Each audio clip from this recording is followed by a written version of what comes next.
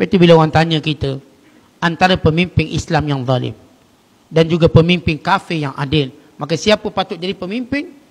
Siapa yang layak, siapa tak layak? Kita katakan bahkan yang layak itu ialah orang Islam walau dia zalim.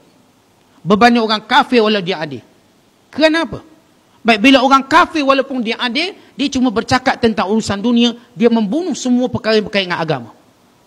Bukan segala syiar agama. Katakan orang kafir itu adil, maka dia benarkan LGBT, dia benarkan zina bebas, dia benarkan. Bagi dia, okey, tak ada masalah. Kerana dia membuang agama. Orang kafir atas nilai keadilannya, dia akan membunuh agama Allah. Sedangkan Allah ciptakan manusia bagi menyembah Allah, menguatkan agamanya.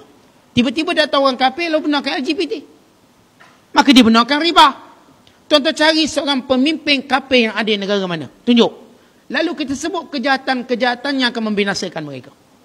Katakan kita kata mereka lah negara adil. Pemimpinnya adil. Dipilih dengan sistem yang adil, yang telus, 5 tahun sekali. Ataupun paling lama presiden boleh jadi 10 tahun. Katakan ini menjadi ikon masyarakat politik dunia.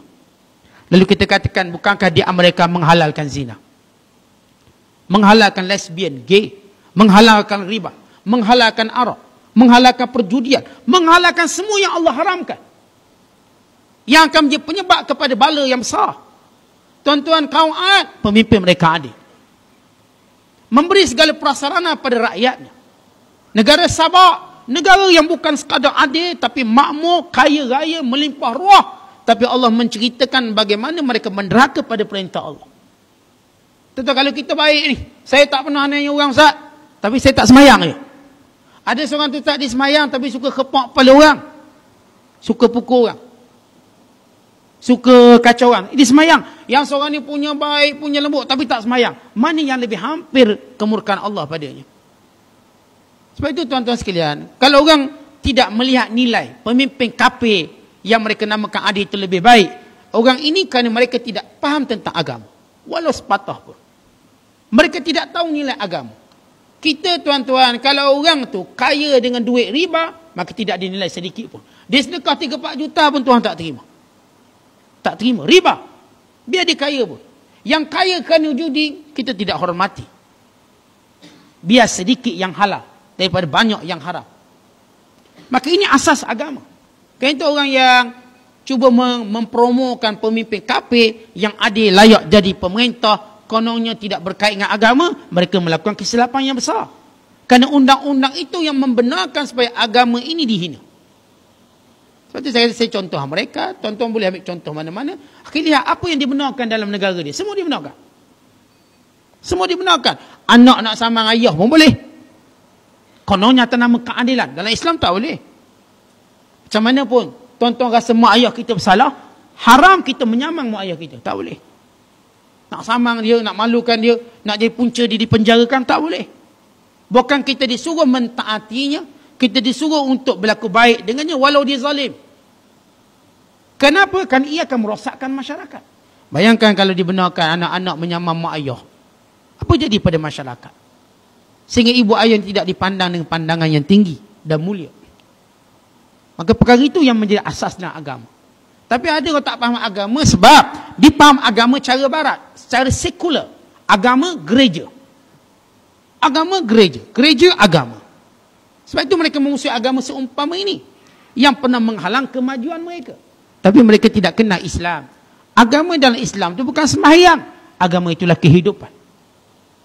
Agama itulah kehidupan. Sebab itu dalam Islam ada semua sistem. Bukan dalam sistem sembahyang je. Dalam sistem muamalah, dalam sistem politik, dalam sistem sosial, nikah kahwin yang begitu detail. Bukan dalam hukum-hukum jenayah. Cukup jelas.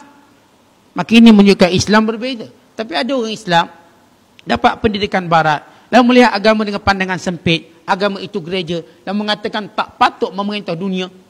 Yang dunia patut diperintah oleh orang yang tahu menguruskan dunia, walau di kafir, walau di zalim. Maka orang ini kerana terpengaruh dengan makna sekular agama. Kata ada orang Islam cakap, tak, bab merintah ni tak ada kaitan dengan agama, berilah ke orang kafir, tak ada masalah. Lihat pemahaman sekular yang mula meresap sebab dia mula memahami agama dengan pandangan sempit. Bagi dia agama, dia ceramah atas pentas tu agama. Sedangkan dalam Islam, agama ni, din, dana yadinu dinan, maknanya tunduk patuh pada Allah. Kita tunduk patuh pada Allah. Bukan sembahyang je kita tunduk patuh, ekonomi kita tunduk patuh, bak keluarga kita tunduk patuh, kejiranan kita tunduk patuh, dan semua hal kita tunduk patuh. Inilah dia din. Inna din indallah al-Islam. Inna dina indallah al-Islam. Agama yang diredai oleh Allah Islam. Yakni ketundukan yang sebenar pada Islam. Tapi bila tak faham dengan nilai agama, tu pergi kat berhala, tunduk juga kepala, tunduk. Ini kepelbagaian budaya. Lihat bagaimana dia meliberakan agama. Dia perlu pergi kat Sing pakai tanda-tanda agama Sing. Walhasil sepakat, tak nak tengok fatwa antarabangsa, tengok ni, mari fatwa kebangsaan. Mana-mana orang memakai lambang agama lain, maka boleh membawa pada murtad. Lambang agama lain, agama Sing ke dan sebagainya.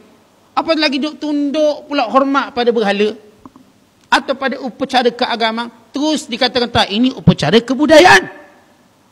Tuan-tuan bila duduk dalam tokong, kau tak panggil budaya. Budaya duduk kat rumah. Macam kita sebut tahun baru Cina, dia buat kat rumah, maka kita sebut budaya. Dia makan besar. Cuma dia buat makan besar sekali, kita tiap-tiap malam makan besar. Itu kita panggil budaya. Bila masuk je tokong, itu nama agama, bukan budaya.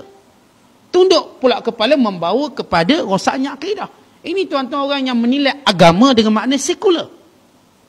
Sebab itu kita katakan Islam menyeluruh maknanya, maksudnya.